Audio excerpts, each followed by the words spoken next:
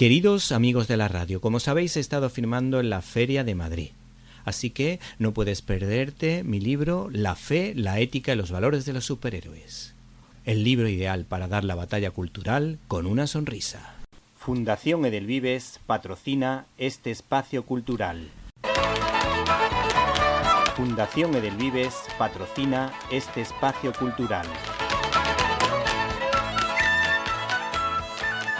Estás escuchando Directo a las Estrellas. Víctor Alvarado.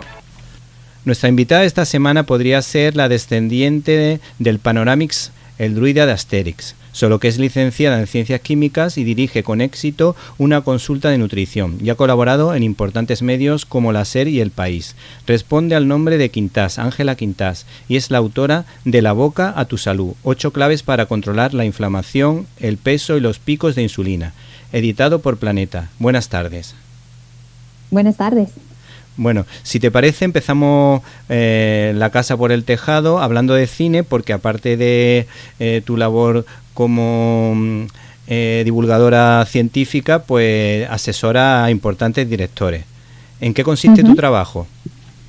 Bueno, sobre todo, o sea, depende de lo que la película requiera, o sea, por exigencias del guión, hay veces que, pues no sé, tenemos que hacer adelgazar a un determinado actor para una película, a veces todo lo contrario, tiene que coger de peso, o incluso otras veces a lo mejor hemos tenido que hacer, por ejemplo, lo último que hice en la serie Olimpo, que es una serie en la que unos adolescentes están en un centro de alto rendimiento.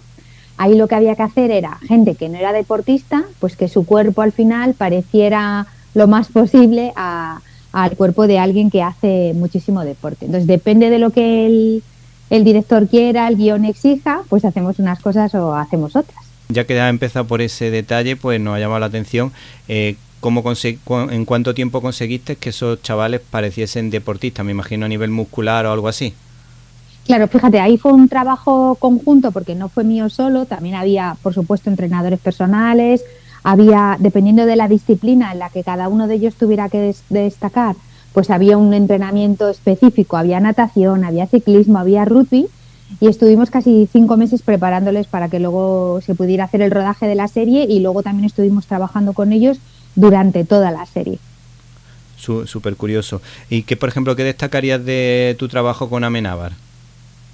Bueno, con Amenábar ya he hecho 2 películas, hice la última. Y bueno, Amenábar es alguien que lo tiene como muy claro, o sea, él tiene muy claro lo que quiere, te marca muy bien las pautas y es alguien que, mira, hay directores que te lo piden como para allá, sí. Pero Amenábar siempre que he trabajado con él es muy previsivo, es decir, él te deja tu tiempo, le dices necesito, o sea, te llama con mucha antelación, porque hay veces que de repente te llega un actor y te dice, pues este actor tiene que estar así o así en este tiempo y es un tiempo muy corto, y hay a veces que hemos tenido que decir que no, porque ahí no se puede, es decir, el cuerpo no se puede cambiar a veces tan rápido. Pero la verdad que con Amenábar, que he trabajado con él ya en 2 pelis, siempre te da como mucho tiempo para poder hacer el trabajo tranquilo, para que los actores se sientan a gusto haciendo lo que están haciendo y para que, sobre todo, para que no haya complicaciones de ningún tipo. Sí. Chris Hemsworth, me acuerdo que tenía muchos problemas cada vez que tenía que tomar hormonas para hacer de Thor. A lo mejor vosotros no recurría a hormonas. ¿Cómo lo hacéis? No, nosotros no. Mira, una de las películas así más interesantes que he hecho fue con Mario Casas. Sí. Hicimos El fotógrafo de Munchausen, en el que tenía que bajar muchísimo peso. Claro, Mario es una persona que está muy acostumbrada a hacer deporte. Claro, grasa no tenía mucha, pero lo que sí que había que hacer era reducir un poco su masa muscular para que no apareciera todo lo contrario a Thor, sí. Para que no pareciera que tenía mucho deporte. Entonces ahí es un trabajo totalmente diferente, es decir, nuestro mensaje era tienes que moverte menos, tienes que hacer menos ejercicio. Claro, cuando estás hablando con alguien que el ejercicio lo utiliza para sentirse mejor tanto físicamente como intelectualmente, pues fue complicado en ese sentido, porque nuestro mensaje es no, ahora tienes que parar, no puedes hacer tanto deporte, tenemos que bajar un poquito esa masa muscular. O sea, es que cada proyecto es un mundo y eso es algo muy bonito, y luego cada persona, por supuesto, es totalmente diferente. Ha habido veces que nos han planteado cosas que o bien el actor no podía hacerlo, porque nosotros lo primero que hacemos siempre es un estudio de cómo está esa persona, tanto a nivel de composición corporal como cómo están sus analíticas. Es decir, si nosotros de repente vemos un actor que, mira, nos pasó en una película que hice con Leticia Dolera, Manuel Burque, Sí. tenía unas analíticas que no eran para subir de peso. Él tenía un colesterol con el que siempre había hablado de él, y de hecho es una cosa que se ha comentado mucho en distintas entrevistas, Sí. y tenía que subir muchísimo de peso. Entonces era imposible. Si nosotros a él en ese momento le hubiéramos hecho subir de peso, pues posiblemente luego hubiéramos tenido algún efecto secundario que hubiera sido complicado. Claro. Entonces lo que hicimos primero fue normalizar sus analíticas, bajar su colesterol a los valores que tenía, y a partir de ahí empezar a subir de peso. Y pasó algo muy bonito, que es que cuando terminamos con el peso más alto, que no recuerdo, pero cogió muchísimo peso, sus analíticas seguían estando mucho mejor que como había venido él al principio. Ah, mira, qué curioso. Bueno, a mí, por ejemplo, a mí me quita el deporte, y yo no estoy tan cuadrado como Mario Casas, pero me quita el deporte y me matas. Claro, es complicado, sobre todo a nivel psicológico, ¿no? De repente estaba muy metido en el papel, tenía que llevar una alimentación súper estricta y no le dejábamos hacer deporte, porque claro, nosotros normalmente todo el mundo suele asociar, vale, si tengo que bajar mucho peso, lo que tengo que hacer es mucho deporte. Claro. Vale, fenomenal, tienes que hacer deporte, pero también tenemos que utilizar tu masa muscular, con lo cual habrá un momento en el cual necesitaremos que estés un poco tranquilo para que nosotros podamos también bajar un poquito de esa masa muscular. Sí. Y en ese caso, por ejemplo, pues fue un poco complicado, sí, la verdad. El caso de Alberto Rodríguez, que es un experto en thriller, que asesora a los actores para que lleven una alimentación de policía cuando están de servicio. Claro, es que depende, o sea, depende del papel, ¿no? En el caso de Alberto Rodríguez, con Alberto Rodríguez hice El espía de las mil caras, creo que fue, ¿no? La peli de Alberto Rodríguez. En ese caso, por ejemplo, con Carlos Santos tenía que subir muchísimo de peso. Entonces, con Carlos Santos también lo pasamos bastante mal, porque Carlos es una persona que no está acostumbrada a comer tanta cantidad de comida. Piensa que cuando la gente piensa que tiene que subir de peso, todo el mundo dice, va, eso está chupado, ¿no? Voy a comer, no sé, hamburguesas, tal, no sé qué, y voy a subir de peso, claro, pero no consiste en subir de peso de esa manera, porque entonces las analíticas se van a ver alteradas. Claro. Sino tiene que subir de peso comiendo sano. Y Carlos Santos llegaba un momento que me decía, no puedo más, o sea, ya no puedo seguir comiendo más, necesito parar. En esa película también estaba Eduard Fernández, que también tuvo que bajar un poquito de peso. Es que depende de cada proyecto, hacemos una cosa u otra, y sobre todo piensa que estamos trabajando con personas y cada metabolismo es totalmente diferente. Yo tengo mucho saque, o sea que ahí conmigo a lo mejor tendría alguna ventaja. Bueno, ha habido actores, por ejemplo, mira, con ¿cómo se llama? Con Raúl Arévalo, sí. Para la película Gordos, no conseguimos engordarle. Sí. Imposible, pues no pudimos, es decir, cogía 2-3 kilos y su cuerpo decía, pues no lo quiero, y se ponía malo, sí. Y lo bajaba. Y entonces al final hubo que cambiar guión, porque en el caso de Raúl fue imposible. No conseguimos que le saliera un poco de barriguilla y tal, pero el objetivo de Daniel Sánchez Arévalo, que era que cogiera mucho peso, que cogiera más, porque bueno, es verdad que Antonio de la Torre teníamos ahí un referente que cogió muchísimo, pero no pudimos hacerlo, tuvimos que parar porque su cuerpo se ponía malo. Y no conseguíamos. ¿Y cómo se consigue ganar peso, a lo mejor con grasa, y estar sano? No, lo que haces es, no solamente con grasa, es decir, lo que hacíamos era subir ingestas, cada hora y media tenían que volver a comer, pero tenían que comer alimentación que fuera sana. Es decir, una porción de hidrato, una porción de proteína y una porción de grasa. Luego a veces también utilizábamos unos batidos que tenían buena porción de hidrato, de proteína y de grasa, y eso a lo mejor se lo tenían que tomar a media mañana o a media tarde. O sea, al final consiste en comer más, pero no comer mal, porque entonces sí que las analíticas se verán trastocadas. Vale. Y cada cierto tiempo hacemos revisiones médicas para que todo vaya bien y para ver si podemos seguir o no. Eso cuando tenemos que subir de peso. Mira, hice una peli con un chico que se llama Richard Holmes, que se llama Cerdita, que este chico subió muchísimo peso. Yo nunca he visto a nadie subir tanto peso, hacerlo tan bien, tal. Pues, por ejemplo, él no tuvo ningún problema. Sus analíticas fueron perfectas durante todo el tiempo, y luego a la hora de perder el peso, porque claro, también luego hay que llevarles otra vez a su peso normal. Sí. Pues él empezó otra vez a hacer deporte, empezó a hacer surf, empezó a no sé qué, y rápidamente volvió a recuperar el peso que tenía.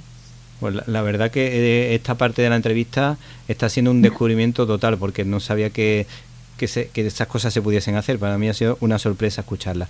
Y ya por último, ya pasamos a tu libro, con respecto a Almodóvar, que por ejemplo que te pide Almodóvar y qué virtud ve en él. Como has dicho de Amenábar, que es muy previsor, pues Almodóvar tendrá alguna. A mí Almodóvar hay películas que no me gustan mucho, como Volver, Mujeres al borde de un ataque de nervios, Julieta, pero luego hay otras que no me gustan absolutamente nada. O sea que tengo ahí como... Pero me gustaría que nos pudieses contar algún detalle curioso de su forma de ser así, algún detalle bonito que hayas podido observar. Yo con Almodóvar hice Julieta. Mira, pues creo que es mi película favorita. Creo que es mi película. Sí, y Volver. Esa y Volver, sí. Sí, pues con Almodóvar hice Julieta y la verdad que hace tanto tiempo que ahora mismo sí no recuerdo, pero no tengo ningún mal recuerdo. No recuerdo, él quería que Adriana Huarte estuviera un poquito más definida, tal. No recuerdo así. Hay películas que son, hay películas en las que haces un poquito, ¿no? Que simplemente es que la actriz esté más definida. Luego haces, por ejemplo, otras películas como una que hice que se llama Morir, que era no recuerdo, no sé qué Franco, no me acuerdo del director. Sí. Por eso esa película fue realmente un reto, porque era la historia de Andrés Gertrudis, era el protagonista, que pues eso, era alguien que el título lo decía todo, cómo terminaba. Entonces, claro, es muy divertido porque tú entras a formar parte del equipo a la hora de hacer también la planificación de las secuencias, porque no se puede grabar primero delgado, luego no, sino que la historia tiene que estar contada de tal manera en la que tú también entres a participar para ver cómo se está planificando las secuencias. Sí. Entonces, para mí es algo muy divertido, porque yo no vengo del mundo del cine, pero ver un plan de rodaje, ahora ya sé leer un plan de rodaje, sé cómo funcionan los planes de rodaje, pues y que te tengan en cuenta a la hora de planificar el rodaje de una película, pues para mí es un trabajo muy bonito también.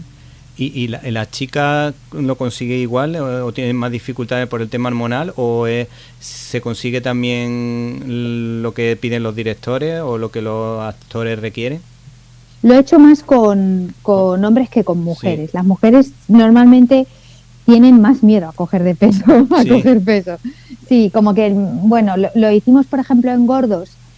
Sí que es verdad que algunas actrices subieron de peso, pero normalmente casi siempre son ellos, desde mi punto de vista, los que están más dispuestos a coger 10, 15, 20 kilos.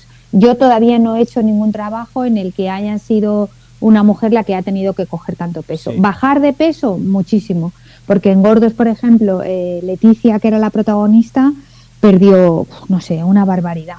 Pero coger peso como tal, Verónica Sánchez subió peso también para Gordos porque se supone que estaba embarazada en la película, entonces bueno, además de que le pusieron una botarga y tal, sí. Pero todavía no he tenido el reto de hacer subir de peso a una mujer tanto para una película. Entonces cuando me llegue ese reto veré a ver cómo lo hago.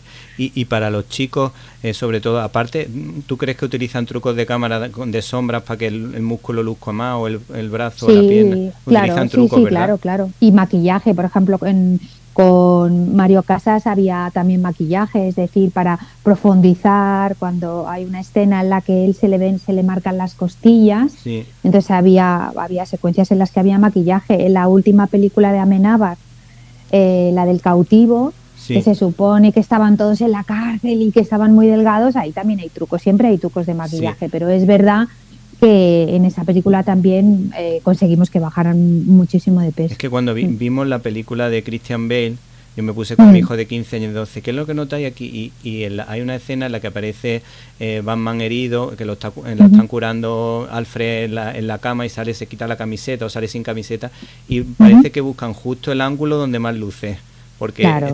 Él es un actor que está en forma, pero buscaron el ángulo para que esa sensación fuese más impresionante. Claro, igual que a veces también se utilizan botargas, por ejemplo, ¿no? Cuando un actor quieres que todavía suba más de peso, ¿no? Porque es verdad que, por ejemplo, en la cara, ahí eso no es lo que hay, es decir, sí. La carita, pero si tú le quieres subir un poco más de peso, le puedes poner una botarga para que vestido parezca que tiene un volumen mayor. Sí, eso sí. Se puede hacer, claro, sí. Y de hecho se hace. Sí. Bueno, pues centrándonos un poquito ya en el libro en cuestión, los últimos estudios, por ejemplo, demuestran que, por ejemplo, el azúcar o el cortisol producen inflamación. ¿Qué es esa inflamación de la que cuenta? ¿A qué viene esa...? Fíjate, yo hablaría de, para mí, 3 tipos de inflamación. Sí. Está la inflamación, que es que te das un golpe y de repente aparece una inflamación. Esa la tenemos súper localizada. Luego hay otro tipo de inflamación, que es la que ocurre cuando yo termino de comer, ¿no? A última hora de la tarde. Esa sensación de que la barriga está hinchada, de que voy a estallar, ¿no? Esa es una inflamación que ahí en ese caso posiblemente venga debida a una alteración en nuestra microbiota, en una disbiosis, que se ha perdido ese equilibrio. Sí. Y luego hay una inflamación que es mucho más peligrosa, que es la que se denomina inflamación silenciosa. Ah, mira, pues para eso hay que poner la música de James Bond. Tan taran tan tan tan tan taran tan taran tarararán tararán. Venga, te dejo. Venga, pues esa inflamación silenciosa es aquella que prácticamente no da síntomas. Yo en el libro la describo como si fuera un iceberg, es decir, solamente estamos viendo la punta, pero lo que hay abajo es tremendo. Y es una inflamación que a lo mejor lo que te decía, ¿no? A lo mejor en una analítica hay un valor que está un poquito alterado, una PCR un poquito alta, pero nada que sea significativo y nada que de hecho nos haga preocuparnos. Bueno, pues se han visto que esa inflamación mantenida en el tiempo sí que está relacionada con diabetes tipo 2, con síndrome metabólico, con enfermedades mayores. Aquí juega un papel muy importante, por ejemplo, el exceso de azúcar, es decir, si yo consumo exceso de azúcar, consumo de alimentos ultraprocesados o incluso una elevada cantidad de hidratos de carbono, puede ser que yo acabe teniendo una diabetes tipo 2 y eso producirá una inflamación. Y en el caso del cortisol, pues exactamente igual. Sí, y cuando no hablan mucho también en el libro de mezclas de alimentos, ¿qué tipo de alimentos podemos combinar y cuándo los podemos comer a lo largo de un día? Por ejemplo, un menú tipo en el que nos pueda decir cómo se combinarían los alimentos. Claro, o sea, lo ideal sería que siempre intentáramos combinar los hidratos de carbono con las proteínas en cada una de las ingestas. Claro, cuando hablamos de hidratos de carbono, la gente piensa solamente en el arroz y la pasta, pero los hidratos de carbono también son las frutas y las verduras. Es decir, nosotros miramos su composición y son hidratos de carbono. Y las legumbres mayoritariamente también son hidratos de carbono, aunque tienen una parte de proteína vegetal. Sí. Entonces, a mí me gusta decir que los hidratos de carbono son todo lo que nace de la tierra. Ahí ya lo tenemos. Y las proteínas, si hablamos de proteínas animales, todo lo que corre, salta, vuela, nada o tiene ojos. Entonces, la idea es que en cada una de nuestras ingestas metamos las dos cosas. Por ejemplo, si yo me hago un desayuno, pues que si voy a tomar... Bueno, los lácteos también tienen los hidratos y la proteína, ¿no? Sí. Me tomo un café con leche, una rebanada de pan, imagínate, con tomate, pero siempre lo ideal sería que le pusiera un poco de proteína, o huevo, o atún, o jamón, cualquier cosa, cualquier proteína, cualquier cosa que corra, salta, vuela, nada o tiene ojos, y elijo proteína animal sobre esa rebanada de pan. Y, por ejemplo, para una cena, hidrato de carbono no, ¿o sí? Hidrato de carbono con proteína, claro, pero ahí tú estás pensando en hidrato de carbono de carga glucémica alta, en un arroz o en una pasta, estás pensando en eso. Sí. Claro, el problema que tienen esos hidratos es que me dan energía muy lentamente. Entonces, si yo me voy a ir a la cama, no me interesa tener ese tipo de energía muy lentamente. Entonces, pero sí, por ejemplo, podría hacer perfectamente un pescado con una verdura. Ahí también hay proteína, que sería el pescado, y el hidrato, que sería la verdura. Luego, intentar combinar siempre las dos cosas. Era algo que antes hacíamos súper bien. Es decir, antes cuando, no sé, pero mi madre cuando hacía lentejas y de segundo siempre había o huevo, o cinta de lomo, boquerones, pescado, siempre. Sí, en mi casa. Claro, por tradición lo hacíamos muy bien, combinábamos el hidrato con la proteína. Y un ejemplo claro de una combinación perfecta de hidrato por proteína, si miramos a otras culturas, sería la comida japonesa. Cuando vas a comer a un japonés, sales y dices, ostras, he comido pero me siento súper bien. Ellos hacen muy bien la combinación entre el arroz y el pescado, o los noodles con pollo o con cerdo. Y eso era antes que nosotros también hacíamos muy bien, pero lo estamos perdiendo. Eso a mi hijo le encanta. Cuesta dinero, pero a mi hijo le encanta. Sí. Y bueno, mi padre contaba una cosa curiosa, que decía que en los años 70 y 80 él tenía amigos italianos y decía que los italianos comían mucha pasta con verdura y proteína. Yo también toman verdura y proteína. También la gente se cree que verdura no toma, pero toman también verdura. Y decía que no veía casi nadie con obesidad. Claro, pero comen una porción de pasta mucho más pequeña que la que nosotros tomamos. Es que nosotros cuando tomamos pasta, tomamos un plato de pasta, ¿no? Sí. Y ellos toman una porción más pequeña, habrá ocasiones en las que no, y también utilizan mucho la proteína de segundo. Sí. Entonces, otra cosa sería, por ejemplo, el efecto que produce en tu cuerpo no tiene nada que ver si yo me tomo arroz con verduras a si yo me tomo arroz con pollo, con mucho pollo. El efecto es totalmente distinto. O sea, un pico de insulina es esa sensación de sopor que te da cuando tú te tomas una paella y una copa de vino y te echas una siesta. Cuando te levantas, lo que quieres es sí o sí comer azúcar. El cuerpo te está pidiendo a gritos que comas azúcar. ¿Por qué? Porque has hecho un pico de insulina. Pues hay gente que hace picos de insulina todo el día, o sea, a lo largo de todo el día, y el problema es que en esos picos de insulina mi cuerpo puede estar produciendo grasa, porque a la gente no le entra en la cabeza que tu cuerpo tiene la capacidad para normalizar tus niveles de glucosa en sangre, de transformar el hidrato en grasa mediante una reacción que se llama lipogénesis. Entonces hay mucha gente que dice, ¿cómo puede ser que yo tenga esta cantidad de grasa almacenada en mi cuerpo si yo no consumo alimentos ricos en grasa? Bueno, pues porque tienes la suerte de que tu cuerpo lo está transformando para que tú, por ejemplo, no tengas un coma diabético. Entonces es muy importante combinar las dos cosas. Y entonces la fruta es mejor comerla a media mañana y a media tarde, por ejemplo. La fruta lo más importante es que siempre tiene que ser entera, nunca en zumo. ¿Por qué? Porque si la tomas en zumo es una molécula de azúcar libre que va a pasar de golpe a tu torrente sanguíneo. Pero piensa que la fruta, el hidrato de carbono, la digestión empieza en la boca gracias a una enzima que se llama amilasa salival. Entonces, si tú le vas a dedicar el tiempo suficiente a tomar una pieza de fruta después de comer, la vas a masticar bien, la vas a impregnar en esta amilasa salival, no pasaría nada porque tomaras una pieza de fruta después de comer o después de cenar, porque muchas veces cuando quitamos esa fruta hay gente que tiene la sensación de que no ha terminado, de que no ha cerrado la comida, y entonces luego es un picoteo continuo a la cocina. Entonces no pasa nada porque yo me tome una pequeña porción de fruta después de comer o después de cenar, pero tengo que dedicarle el tiempo suficiente a masticarlo. Otra opción es, como tú decías, tomarlo a media mañana o a media tarde, pero combinado con algo de proteína. Por ejemplo, en un yogur, imagínate, un yogur con unos arándanos o con un kiwi, pues sería maravilloso, o incluso uvas con queso. Combinar siempre ese hidrato con esa proteína. Y por ejemplo, ¿podría ser frutos secos? También podemos utilizar los frutos secos. Claro, los frutos secos son una fuente de grasa, pero de grasa saludable. Fíjate, aquí abrimos un melón, que es que la gente piensa que si yo quiero bajar de peso, lo que tengo que hacer es eliminar las grasas por completo. Y eso es un error.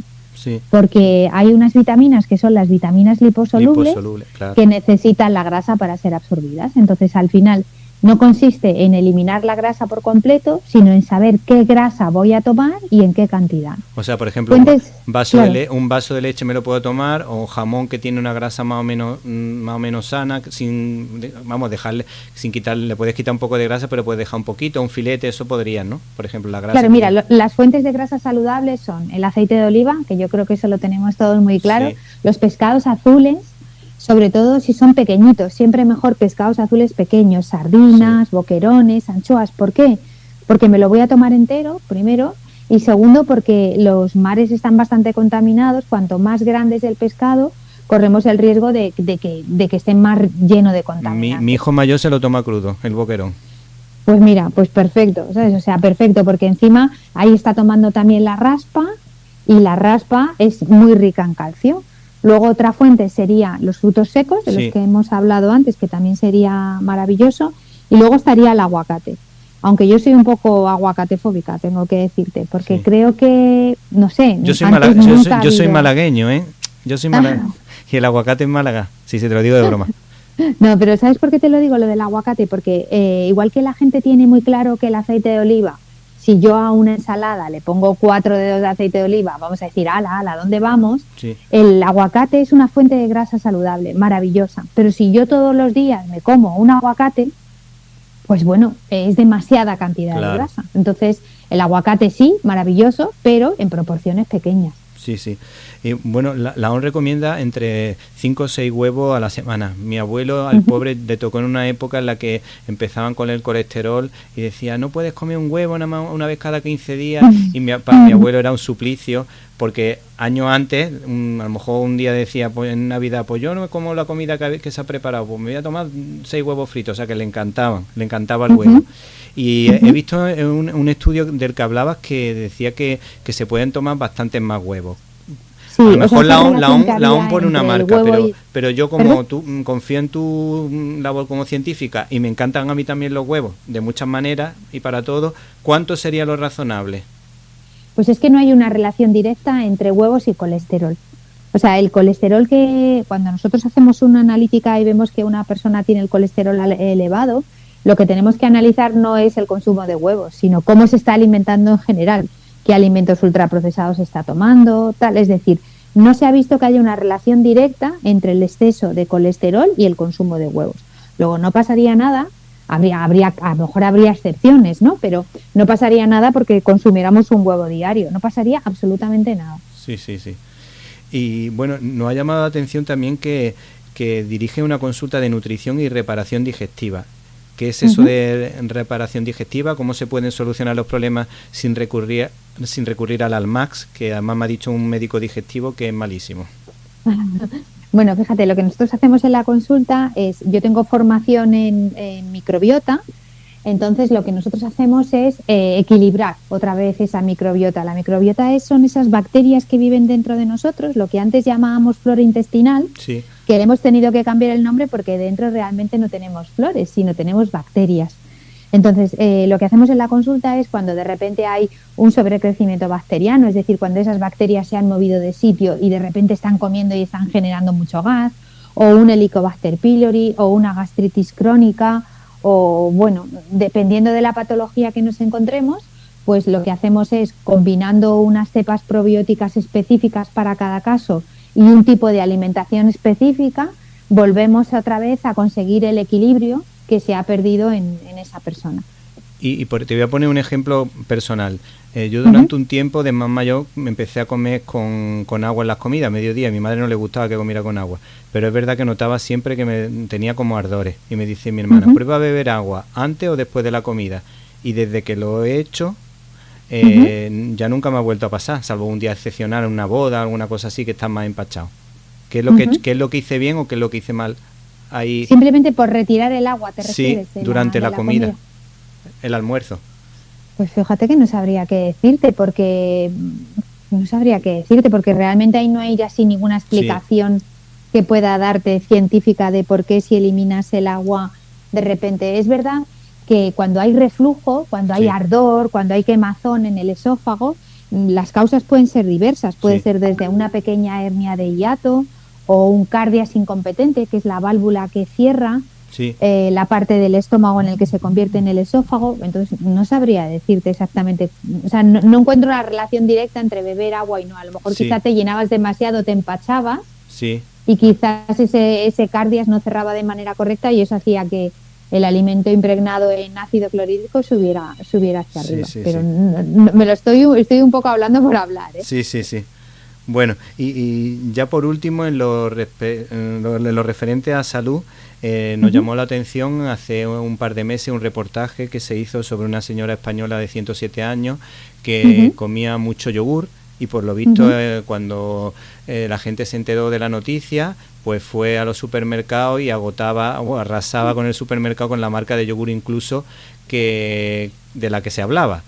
¿Tú qué opinión? Hizo una promoción que no se esperarían en la vida. Eso fue un chollo para la empresa. Pero totalmente. ¿Qué es lo que hace el yogur qué hizo el yogur en este caso para que esta mujer viviese tanto tiempo? Bueno, estoy casi segura que no fue solo el yogur, es decir, fueron muchas otras cosas, pero es verdad que los lácteos o los fermentados, como puede ser también el kéfir o el chucrut o el té kombucha, nos puede ayudar a mantener una microbiota estable, es decir, que esa microbiota se mantenga estable a lo largo del tiempo.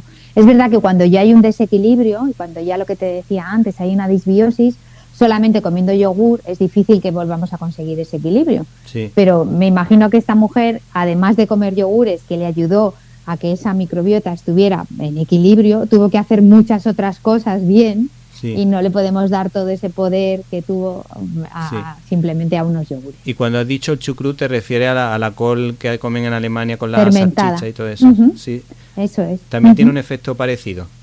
Tiene un efecto parecido, igual que el kéfir. El kéfir ahora también se está consumiendo mucho, o el té kombucha, todos estos alimentos fermentados, pero vamos, que el yogur también nos vale. Sí, sí. Tiene ese efecto que lo que hace es mantener nuestra microbiota lo más estable posible.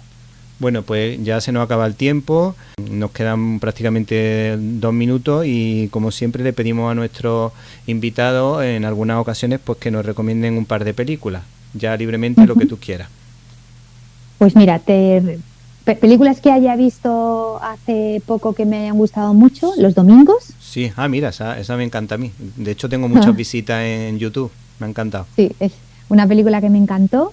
Y luego hay una película que es mi película favorita de siempre, que es El marido de la peluquera. Sé que no están muy relacionadas con alimentos, sí, pero son dos películas increíbles para mí. Sí, pues son películas muy alimenticias, porque son muy entretenidas y muy buenas las dos. Bueno, pues con esto nos despedimos. Muchas gracias, Ángela Quintás, por tu libro De la boca a tu salud, de la editorial Planeta, que ha sido una auténtica maravilla poder disfrutar de la conversación contigo. Gracias, Víctor. Un saludo. Y si te gustó este comentario, puedes suscribirte en nuestro canal de YouTube Cine y Libertad.